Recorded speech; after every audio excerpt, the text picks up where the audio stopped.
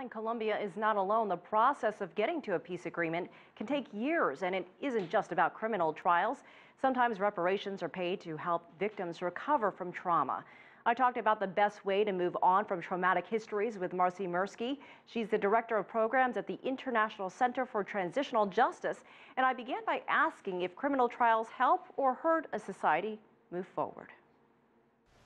Well, I think it depends on what we're asking them to do. If we're asking them to make peace, then probably they're not the best road to peace.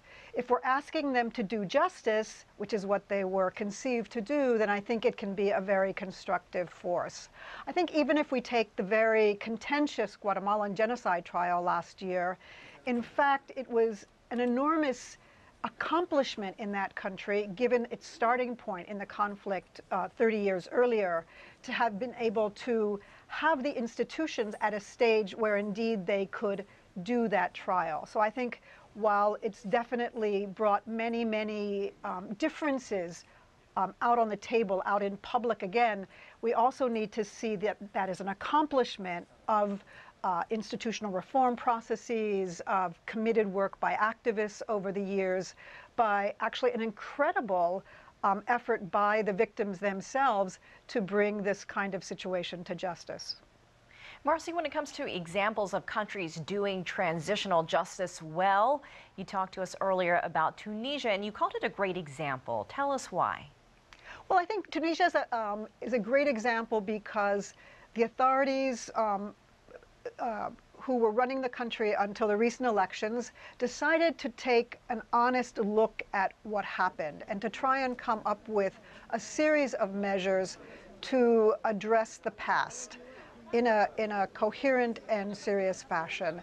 They crafted over a 3-year process. It was long and heated debates, but came up with a transitional justice law that's created a Truth and Dignity Commission, which will soon begin its work. It's been seated. The 15 members have been elected. And we think it's an exciting and important experiment because it is one of the Arab Spring countries. It's in a different cultural and religious context where transitional justice approaches have been tried before, and because we've seen a serious political will to carry these measures forward. There are also measures underway to provide forms of compensation. We think that needs to be broadened into a fuller reparations program with a fuller range of victims who suffered in different ways during the previous regime. But they certainly have taken very important steps toward addressing these issues.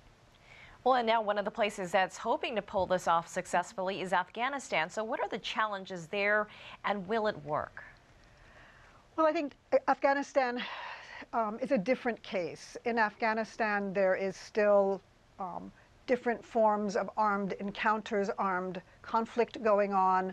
The violations really haven't stopped in a full sense, and you see probably an insufficient empowerment of victims, of communities to be able really to move forward in a strong way in a transitional justice with transitional justice initiatives.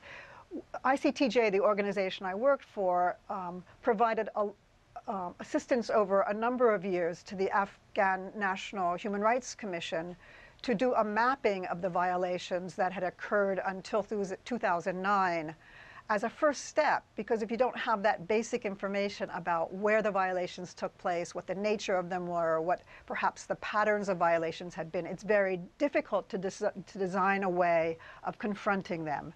We helped that commission to do that mapping exercise, but unfortunately the government has been unwilling to make the findings public. All right, Marcie Mersky, Director of Programs at the International Center for Transitional Justice, thank you so much for joining us. Thank you, Elaine.